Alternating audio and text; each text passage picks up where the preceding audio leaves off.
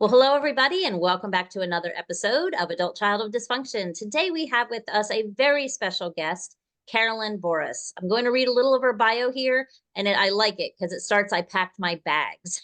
So she packed her bags, left everything that was familiar, and moved halfway around the world. Why? Because she was desperate for relief. She had felt that she had been in education for more than 20 years. She had experienced anxiety, panic, and dread when faced with work-life imbalance, unrealistic expectations, and the feelings of guilt and failure because she wanted something better for her life. The thought of being there for another 15 years was incomprehensible to her. So she went to become an international educator, and she had done that for almost 20 years, but taking such drastic measures is not doable for everyone. Changing the scene doesn't necessarily change the details. So she's now doing something very cool, and I'm going to let her tell you about it. But basically, she talks about a much simpler and faster way for affecting healthy change. Her goal is to help educators who are experiencing burnout and stress and restore their self-esteem and confidence, and to reclaim their personal power using proven methods and techniques that she knows will give life-changing results. She talks about Rapid Transformational Therapy, RTT, and how it has a powerful transformative effect on helping to shift limiting beliefs that hold you back from reclaiming your self-esteem, confidence, sense of purpose, and personal power so that you, her clients, can have the life that you envision. Welcome, Carolyn. Thank you very much. Thank you. I was going to say, you didn't know it sounded that good when you wrote it out, did you? Oh, I know. I was thinking, okay, I think I want to talk to this person. Right. Well, yeah. For your listeners, I connected with Tammy through the Adult Child of Alcoholics, not group, but group. Can we call it a group? Yeah, the world. Exactly. Yeah, around the world. Yes. I come from 2 alcoholic parents. And, there were 5 kids in the family, and none of us got out unscathed. So we've all had to forge our own road, and we've all had to deal with those consequences. Now, it's true. Yes, I'm an educator. I've been in education for more than 45 years. I've just stepped out of the classroom at the end of this school year because I'm going to focus on helping teachers with RTT. And let me tell you just a bit of my journey. So about 20 years ago, I was looking at turning 50. And at that time, 50 seemed like a really big number.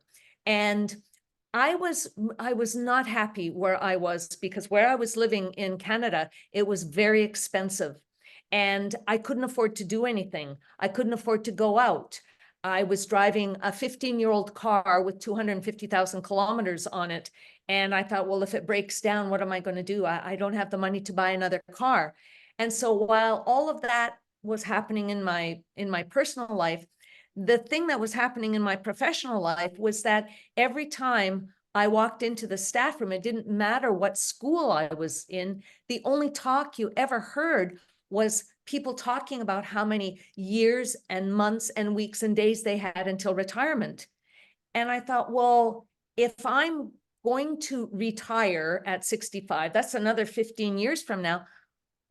There's no way I can continue to listen to this misery. Everybody sounded miserable.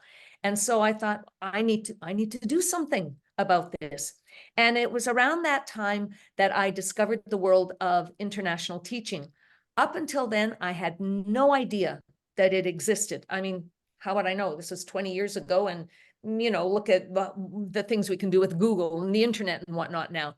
So anyhow, I decided to go international. And that's what Tammy said is absolutely true. I packed my bags and I left everything and I moved halfway around the world. I spent 12 years in Singapore. I spent 3 years in the Middle East, and I'm now in my 5th year in Vietnam. And I have to say that these 20 years of international teaching saved my life physically, mentally, and emotionally, because the international teaching gig is totally different than back home. It's not rainbows and unicorns all the time. I mean, it depends where you go, what country you go to, what school you go to, and it's not for everybody. It really isn't. But that's what has allowed me to stay in school, in teaching. And I'm, you know, in a couple of weeks, I'm going to be 70. And that's why I've been able to teach this long. And so when I was in Singapore and I was turning 50, and I thought, well, 50 is a big number. So how can I make this meaningful? So I decided that my 50s were going to be my decade of adventure. And I had wonderful travel adventures that I never would have been able to have had I stayed at home. I also had professional opportunities that I never would have had at home. And so as I was starting to look at 60, I thought, well, 60 is a really big number. Well, now what? And I thought, well, I guess my 60s are going to be my decade of more adventure. And so I've had more adventure. And now that I'm within a few weeks of turning 70, I was thinking, well, what are my 70s now going to be? And I decided my 70s are going to be my decade of my second brilliant career doing the RTT and the hypnotherapy. And my 80s are going to be my Yoda years, because I hope I have some wisdom by then. And my 90s, well, I don't know what my 90s are going to be. I haven't decided yet. So that was my trajectory. And I have to say that, you know, moving halfway around the world is not for, it's not for everybody. Not everybody can do that. I know that. But it was available to me. And so it was about 5 years ago, I ended up having a health scare. And I was one of the fortunate people that, you know, that came out on the other side. And as I was thinking about, well, why was I given a second chance? Because I know so many people don't get a second chance. And as I was pondering this, I came across RTT, Rapid Transformational Therapy. And as I explored it, I thought, wow, this is really great, because I'd always been interested in hypnotherapy and how the brain works and how the mind works. So I did the training, loved the training, found out exactly how powerful it is. And after I had the training, I thought, well, now what do I do with this? And then as I was thinking about it more and more, I thought, that's what I'm going to do with my second chance. This is how I'm going to make that second chance count. I am going to use this to help. Who do I know? I know teachers. Right. I know teachers. I know education. I talk teacher talk. And we all know that teachers and education are in absolute crisis. And so this is how I'm using my second chance. It's to help my colleagues because they need help. And, you know, Tammy, I've been reading several teacher Facebook threads, and it's absolutely shocking what some of these teachers are reporting, the things that they're having to go through. And a while ago, one teacher, and then a few after that, said, this one teacher said, well, I found my tree.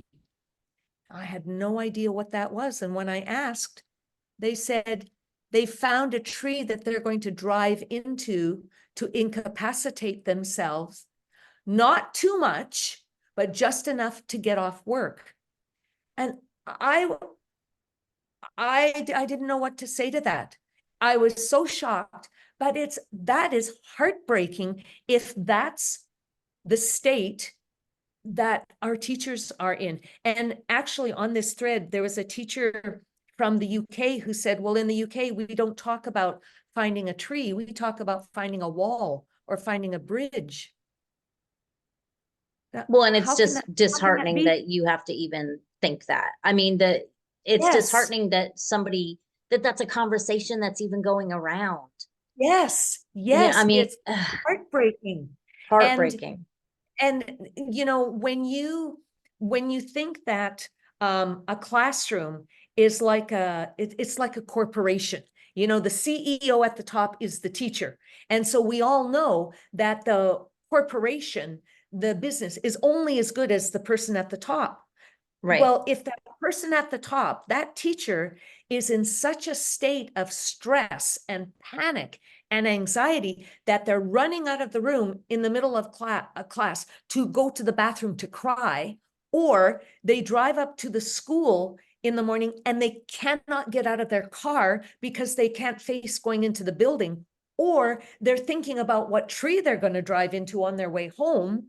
Well, how much teaching and learning is going on in the classroom, in that kind of classroom? That's what I said. So it's like a no-win for really anybody, because it's the teachers, yes, they're struggling and they're hurting and they're this and that.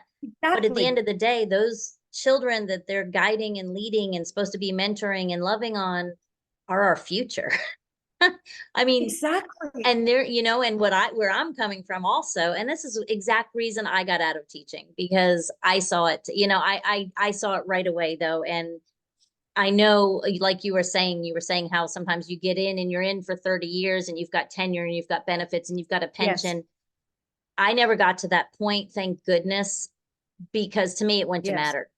To me, Yes. it just wouldn't have mattered. I would have walked away from everything, because my Yes. happiness and my sanity is worth everything. Yes.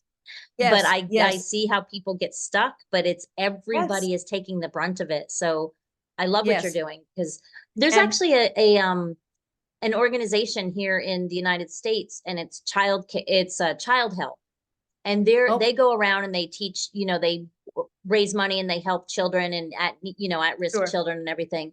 But their main focus, I believe it was last year, was all about teacher wellness. Well, thank goodness, And I, because yeah, I love that. sorry. No, go ahead. Well, thank goodness, because you know, it absolutely annoys me that when school districts and schools talk about PD, the only PD they talk about is, you know, standards, report cards, assessment. It's that stuff. Nobody ever talks about PD as being wellness for teachers, because we know if the person at the top is not doing well, then all of that flows down. Yep. And so, and I don't mean, well, you know, you read in some of the documents that districts put out. Oh yes, schools and they're supposed to provide teacher wellness, but that's never outlined. What exactly do you mean by that, and how are you going to do it? And it's not. And some schools think teacher wellness is once a quarter or once a term. Instead of having a staff meeting after school, teachers can go and get a massage. What's that? That is not teacher wellness.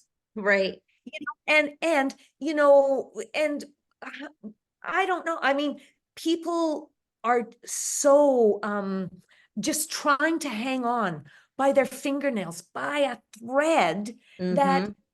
that how you can't count on support from your colleagues a lot of the time, because everybody's in the same boat. Right. Everybody's experiencing the Sunday night scaries, you know, the anger, the irritability, the exhaustion, the fatigue, the oh my God, here we go, another round of report cards. I mean, you know what that's like, all the time and effort that takes. And, you know, the work-life imbalance is just getting worse. They keep putting things on teachers' plates, but they don't take anything away. Right. Well, how does that work? You know, and some teachers, this also to me is shocking. On some of these Facebook groups, teachers are reporting that there's some report that it's their school, and some people say it's their school district. But now in some places, they've taken away teachers' desks and they can't sit down. They have to teach from a podium. Well, if you're teaching kindergarten, how do you teach from a podium, for one Right. thing? And how is that health and safety? What happens if you're pregnant? What happens if you just broke your leg? What happens if you have back problems? I mean, I just had a complete knee replacement. I couldn't stand up all day and teach. I teach drama. I couldn't stand up all day. And that begs the question, the people who make those decisions, do they have a desk in their office? Right. That's what I Right. know. Do they get to sit Probably. down? Probably. How is that supposed to improve teaching and learning? Really? And the thing is, the people who are making these decisions, when was the last time they were in a classroom? Maybe never, or maybe, 5 years ago or 10 years ago. And, so I want to say to these people who think they can tell me what to do in the classroom, get behind me and line up with all the other people who want to tell me what to do. Because lots of people want to tell you what should happen in the classroom. They all think they know because everybody's gone through school. But that's as ridiculous as me saying, I've sat in a doctor's office several times, so I feel that I have the perfect right to tell the doctor how to do an appendectomy because I've been in his office. Right. Really. And so I think that we as teachers, I think we've been expecting for a long time for the help to come from out there, from the people out there, but those people out there don't understand the 3 gazillion hats we wear every day in the classroom. They don't understand what the nuances are, what the demands are. They can tell us the black and white stuff, like the standards and the curriculum and all that stuff, but they don't know anything else about what we do. And they don't understand that if you are a first grade teacher, for example, if all of your kids make it to the bathroom and back in the day without getting lost, that's your win for the day. Right. They don't understand that. And Right. so I think that, we've been expecting people out there to fix what's wrong. And yeah, they can do some things, they can fix some things. But I think at the grassroots level, we as teachers need to start looking for some solutions so that we can manage our stress, our anxiety, our irritability, our insomnia, our You lack could of go on self-esteem. and you could go on and on and on I about know. all the things. Exactly. But so Exactly. tell us, so what are tell us about RTT, because I mean it just, all of that summed up in like Yes. 10 words is you can't pour from an empty cup. And if the That's teachers exactly are right. empty, they can't do their jobs. Flat That's out, exactly right. bar none. So That's talk right. about some of the things that you do with your clients to help them. Yes. So with my clients, and I think with teachers, for example, so many of them are experiencing stress, anxiety, panic attacks, looping thoughts. They're experiencing lack of motivation. Because if you can't stand your job, why would you be motivated? And yet some people want to change careers, but they have imposter syndrome because they think that nobody out in corporate or wherever is going to hire them because they're just a teacher. So therefore, they're not motivated to go and find something else. And they can't set goals for getting out of the profession because they've got imposter syndrome and they have lack of self-esteem and lack of confidence. And so many of these things are interrelated. I think I think that it reminds me of, a spider web. And I think, and what I found is if you collapse one of those issues, sometimes a few other issues resolve themselves as well. Not all the time, because everybody's different and everybody's issues are different. But very often, you touch on one thing and you wake up and go, oh yeah, well, yeah, okay, and that thing is resolved as well. So the really beautiful thing about RTT is that using hypnosis, we access the subconscious and we get to the limiting belief. What is that belief that is holding you back from looking for another job? From what is holding you? Why are you being held back? Why are you not being motivated? And so quite often when we go back to where you first came, or where you first believed that limiting belief, quite often it's in childhood. Not all the time, but quite often, quite often. And you know, the thing is, if you think that every incident equals a belief, so everything that's happened to us, we formed a belief about ourselves. So if your brother called you fat when you were 10, you formed a belief about yourself. Or if you ran your first marathon in under the time that you formed a belief about yourself. So we've got all of these beliefs and we don't really realize how they're driving our behavior. And if you think of limiting beliefs are like an anchor. And you know, an anchor to a boat is underneath the surface. You can't see it. You just know that the boat is stuck. Right. And so that's like our limiting belief. We don't know what's keeping us stuck. We just know that we're stuck.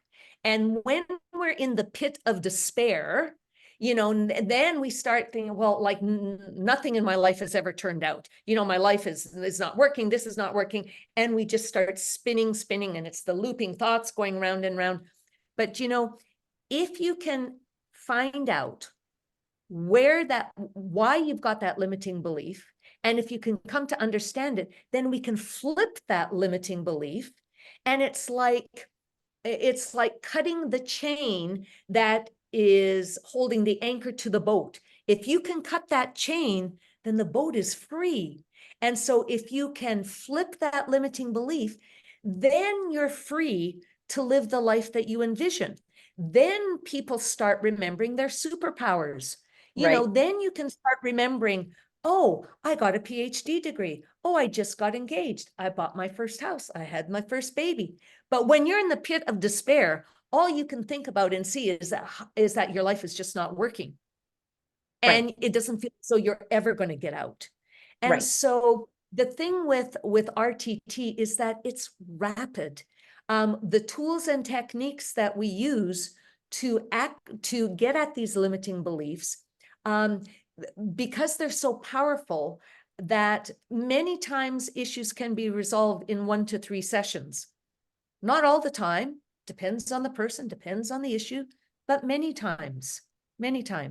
And, you know, you can use RTT also to deal with physical ailments. And I mean, that's not my wheelhouse, but that's a possibility as well. So, and also, as I'm thinking about it, another thing that is really common and really important is people have a fear of public speaking. So if you're trying to get out of teaching and have these interviews, but you're terrified of public speaking, well, how's that going to work for you? So there's that, right? So, you know, a low self-esteem, lack of confidence when administrators are constantly chipping away at you, and parents and the media and the kids. And so you started off thinking you're a great teacher. And by the time you get to a certain point, you're going, I don't think I know how to do this job. I think I'm a terrible teacher. I just can't do it anymore. Right. You know? And you're not telling everybody to go out, have RTT, quit your job. That's not what you're saying. No, You're saying no. because you can stand confidently and happily. There are happy teachers out there, the ones that are secure in their own mind. There are. And the thing is, you know, like for me, I had to upend my whole life to make the changes that I want. But not everybody has to do that. You don't have to move halfway around the world. For some people, all they might need to do is to have a change in grade level. Maybe they need to change schools. Maybe they need to move across the city. Maybe they need to change school districts.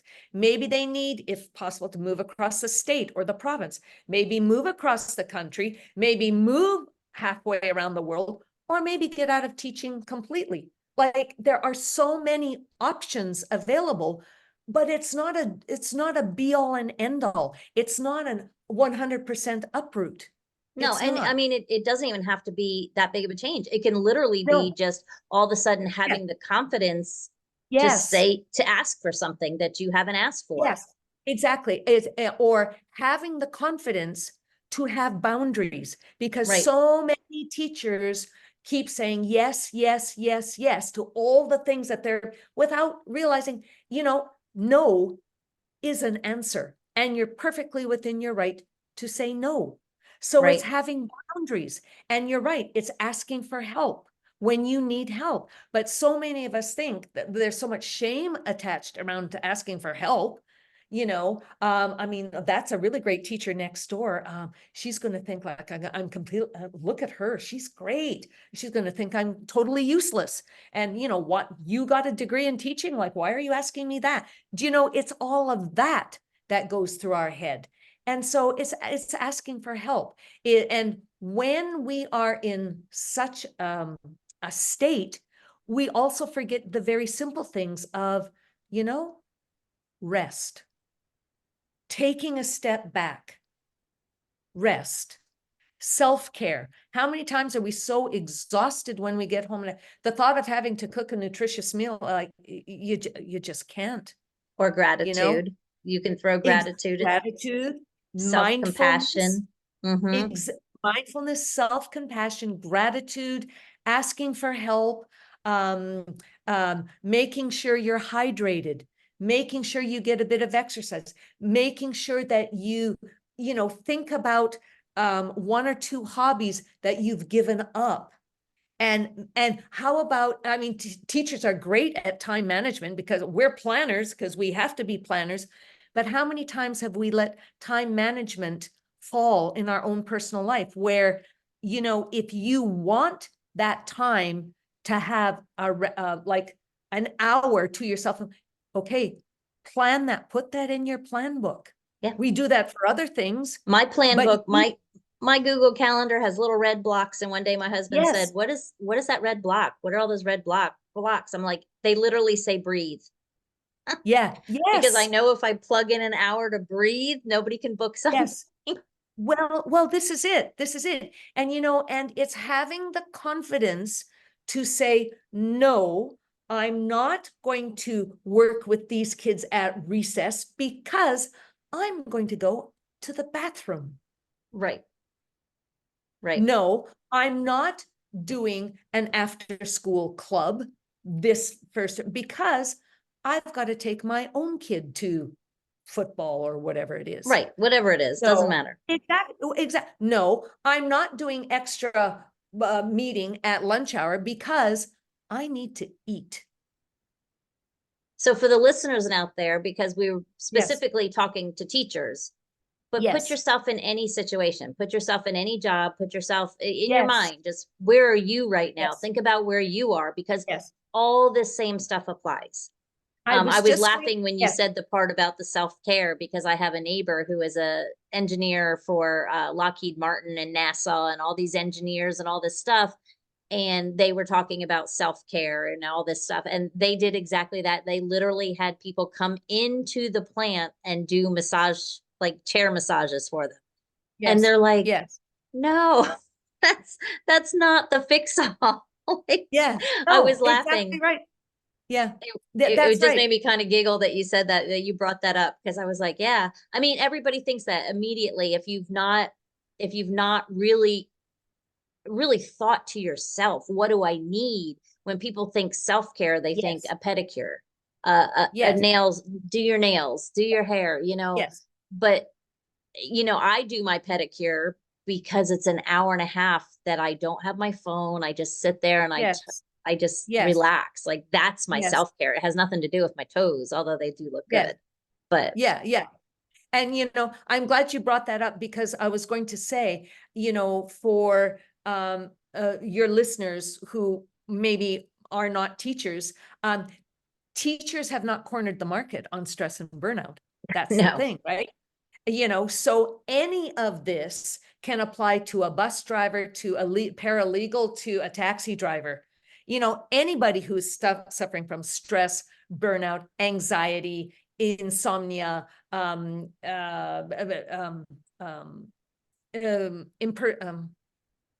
Imposter syndrome. imposter syndrome, thank you, imposter syndrome, lack of confidence, self-esteem, motivation, procrastination, not getting to your goals, RTT, I can help for that. And the thing that I want, one of the really important messages I want to get across is that it's not necessary to go through this by yourself. Right. Help is available. 30 years ago, I was in a situation, I was teaching, and the teaching situation was not great. And I was literally marking the days off the calendar until I was done. And it was a self-imposed prison. That's what it felt like. And I also marked the weeks on the calendar, how many weeks left of school. And it didn't matter how many times I looked at the calendar, it still said 39 weeks until the end of school. And so I was so stuck, but I didn't know what to do. I didn't know where there was help. I mean, 30 years ago, where was there help? If there was help, how would I find it? And what help would have been available? Not like what we have today. We can go online and we can find anything that we need. And so I would like to encourage anybody who is listening, help is available. I had to go through it myself, and it was not easy. It was tough, but help is available. And so I would like to invite people to take a look at my website. Can I mention that here? Yeah, and now? everything is going to be in the show notes, all Great. of your links that you Great. give me, everything. Great. So if Great. people want to reach out, Yeah. but yeah, tell them Sure. about your website. Sure. My website is carolynborashypnotherapy.com. I also have a Facebook page, Carolyn at Carolyn Boras Hypnotherapy. .com. And it's very easy to contact me. You can just jump on a call, and I would love to hear your stories. I would love to find out how I can help. And, the introductory call is a quick 20-minute introductory call to find out, how I could help. I think the thing is, when you think, if getting back earlier to that image of the teacher being at the top of that pyramid, and as we said earlier, if the teacher's not doing well, the kids aren't doing well, and that's going out into their homes and out into the community and the world at large. And so in helping a teacher, it's like dropping a pebble into the water, and it ripples out into the world at large. But Tammy, I don't want to drop a pebble. I want to drop a boulder. I want I was going to say a boulder. I want those ripples to be 10 times exponentially huge as we can make them. I want to help as many of my colleagues as I can. I mean, I'm here to help. Let's face it, people need help. And they do. And I call the program the Freedom Program because you can end up being free to live the life that you envision. And so the goal of the program is to help those who need it the most at a cost that's affordable. Amen. That's the thing. Amen. So, yeah. And that's what we all need, because I feel like you said, so much of it stems so I believe you said, not all, but most. I very seldom run across anybody that it doesn't go all the way back to their childhood. Yeah. All of those Absolutely. beliefs, and they're just, and they get so ingrained so early and so Yes. young. But it's so liberating to know that rapidly you can get rid of them. I remember when I discovered EFT tapping, and I was like, wow, this is amazing. And watch people that couldn't get on an airplane, and all of a sudden they're skipping on the airplane and do, all of these things. So like you said, there's help, and you just have to, go home tonight if you're listening to this and close your eyes and just ask yourself, am I where I want to be? Because there is a big difference between surviving and thriving. And that's what this podcast is about. Exactly. And I think, too often we end up asking ourselves the wrong question. We end up asking, why does this always happen to me? Why do I always run into the same people? Why do I always end up in dead end jobs, and so on and so forth? The question that we need to be asking ourselves is, what do I need to do now? Right. As soon as you ask yourself that, then your brain starts generating options, because Option. your brain's job is to do what you're asking it to do. And you're asking, well, what do I need to do now? So now all these ideas are going to start happening. That's the more useful, powerful question to be asking. And Yeah. as you said, so go tonight and ask, okay, if you're not where you want to be, what do you need to do to What get do I there? do? Because there's Yeah. I always say you don't know what you don't know, and there's a power in awareness, but with awareness, you have to Yes. take action. You have to take Yeah, action absolutely. because Absolutely. With knowledge comes power. That's yes, the thing, right? And when you have knowledge in hypnotherapy, because you're finding out about these limiting beliefs, it's hugely powerful, because then you can flip things, and then you can look at what was holding you back, and then you can say, that's not me. That was never me, and it right, will never be me again, because whatever it is, however you want to fill in that blank. right. And And that's where it comes from. exactly. And also, not only is knowledge not just power, but it's responsibility, because now it's a choice. Yes. Now everything is a Yes. choice now that you know. And you can go Yep. one direction or the other, and you're either going towards your goal or you're going away from it. You're not standing still ever. Exactly. And the thing is, I think that, so often when we are in the pit of despair, and, we talk to our friends, for example, well, here's the thing. Our friends don't want to hear about it after a while.